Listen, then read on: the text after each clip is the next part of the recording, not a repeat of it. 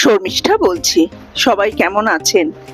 আজকের ব্লগটি রামধনু রঙে সাজিয়ে এনেছি, আর যারা স্পেশালি খুব খাদ্যরসিক, একটি আকর্ষণীয় ব্লগ হতে চলেছে। আজকে রসগোল্লার পায়েস করেছি। কি প্রসেসে আমি রসগোল্লার পায়েস করলাম সেটা আপনাদের আমি রসগোল্লার পায়েস করার জন্য 1/2 লিটার দুধ এখানে নিয়েছি। 1/2 লিটার দুধকে প্রথমে ক্ষীর করব। ক্ষীর করার জন্য একটুখানি তেজপাতা নেব, আর নেব ছোট এলাচ। ছোট এলাচটাকে একটুখানি থেতো করে নেব। ভালো করে ফুটিয়ে ফুটিয়ে সেটাকে ক্ষীর করে রসগোল্লা ভালো করে রস নিগড়ে দিয়ে ওই ক্ষীরের ওপর দিয়ে দেব। তারপর লাস্টে পরিমাণ মতো চিনি দিয়ে দেব। দেখুন, তৈরি হয়ে গেল রসগোল্লার পায়েস। আজ শনিবার, তাই ছাদ বাগানের পুঁই শাক আবার কেটে নিলাম। হবে 5 মেশালি একটা তরকারি। সাইয়ারা দেখতে আগের বারে সোমনাথের পছন্দের মতো সিনেমা দেখা হয়েছিল, এবারে আমার পছন্দের মতো। দেখার ইচ্ছে ছিল না, কেন ইচ্ছে ছিল না ও নিজেই বলবে। কেন সাইয়ারা দেখতে চাইছিলেন না কেন? সাইয়ারা হচ্ছে ইয়াং কাপলদের সিনেমা, টিনেজারদের সিনেমা।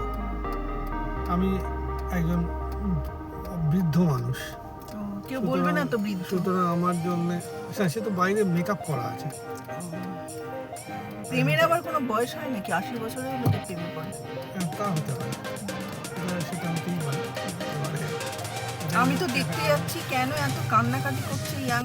হ্যাঁ, এইটাই হচ্ছে ব্যাপার, যে নাকি এত কান্নাকাটি করছে, তাতে নাকি অফিসে শুনছিলাম যে কয়েকজন নাকি কাঁদতে কাঁদতে অসুস্থ হয়ে পড়েছে। সে তো মানে ইয়াং ছেলে পুলেরা, আমাদের মধ্যবয়সী ছেলে সেটা তো দিয়ে তুমি দেখবে।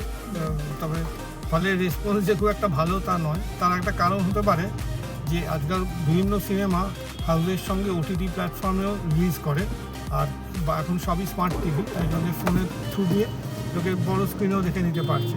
আমার মনে হয় এটাই একটা কারণ কেন হাউসে লোক যাচ্ছে না। এটা ছাড়া আর কি কারণ থাকতে পারে? কারণ যদিও সিতারে জমিন পর সিনেমাটা কিংবা মেট্রো ইন দিনো এই সিনেমাগুলো এতে করেন, ওটিটি প্ল্যাটফর্মে রিলিজ করেছে বলে শুনিনি। এরা তো খুব বড়ো হাউস, সুতরাং এরাও যেমন তেমন সিনেমা করেন, একটা ন্যূনতম একটা ভ্যালু অ্যাডিশন থাকে। আর এটাও শুনছি এটা নাকি একটা কোরিয়ান ফিল্মের রিমেক। সেই ওরা অবশ্য সেটাকে অ্যানাউন্স করে, সুতরাং এটা বলা মুশকিল। দেখা যায় হিন্দি সিনেমা তো ভালোই হয় গানটা। না, এই সিনেমাটা যার আশিকি যার সিনেমা, এটা তারই সিনেমা। আবার সেই চা পর্ব।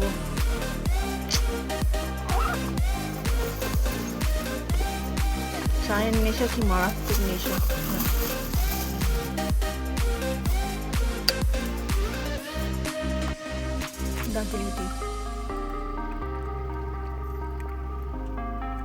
তুমি আর কি বড় তোর কাটতে হবে।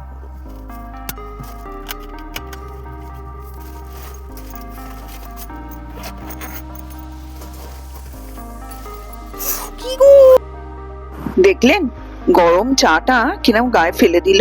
বুঝুন তাহলে কিরকম কাজের। যাই হোক, আমরা সিনেমা হলে পৌঁছে গেলাম।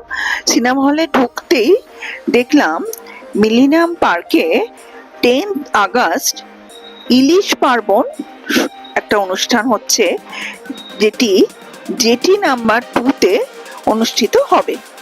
আপনারা চাইলে যোগাযোগ করতে পারেন।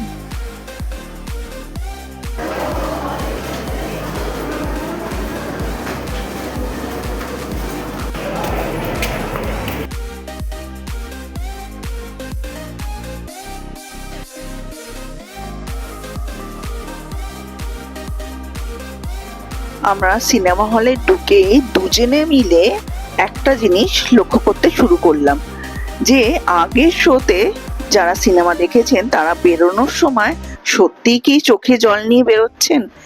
এত যে আমরা চারদিকে দেখছি সিনেমাটা দেখায়, সবাই নাকি শেষে অসুস্থ হয়ে পড়ছেন কাঁদতে কাঁদতে। সত্যি কি তাই? সিনেমার কথায় আসি, সিনেমাটা মোটামুটি ভালোই লেগেছে। খুব দুঃখের সেটা বলবো না, গল্পটা একদম অচেনা নয়, আগেও এরকম গল্পের ওপর সিনেমা হয়েছে। নতুন নায়ক নায়িকা, ভালো ভালো লেগেছে। এবার আমরা সিনেমা দেখে গ্রাব কাপ বলে একটি দোকানে গেলাম, মানে খাবার দোকান। এটা অনেক পুরনো দোকান।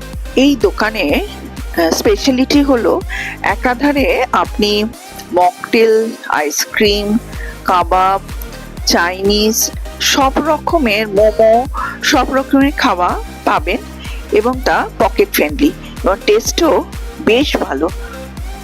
অনেকেই এই গাব ক্লাবের কথা জানেন, অনেকেই হয়তো খেয়েছেন। অনেক দিন বাদে বিয়ের পর আমরা এখানে এসে খেতাম।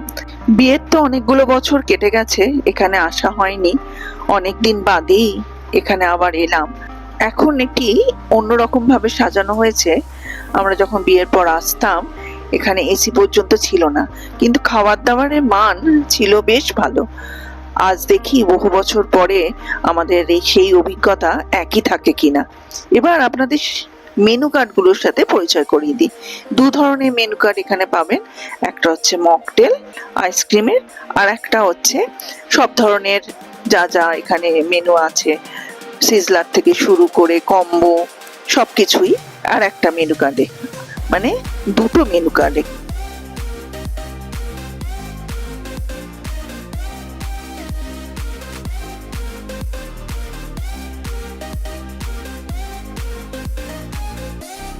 আমরা প্রথমে নিলাম গ্রিল ভেটকি, তার সাথে বাটার সস ছিল, আর ছিল বয়েলড ভেজিটেবল আর ফ্রেঞ্চ ফ্রাইস।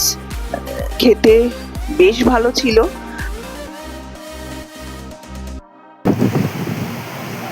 ভালো, এটা ভেটকি মাছ অবশ্যই বলতে পারি, গ্যারান্টি। ভালোই টেস্ট না? হ্যাঁ,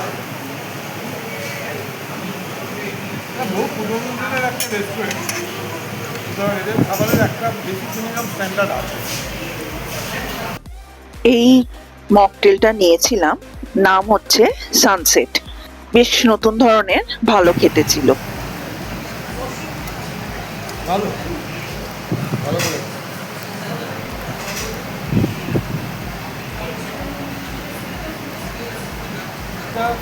কোনো পার্টিকুলার রেস্টুরেন্টের কোনো সিগনেচার আইটেম হতে পারে না, কারণ মকটেলটা পুরোটাই নির্ভর করছে সিরাপের।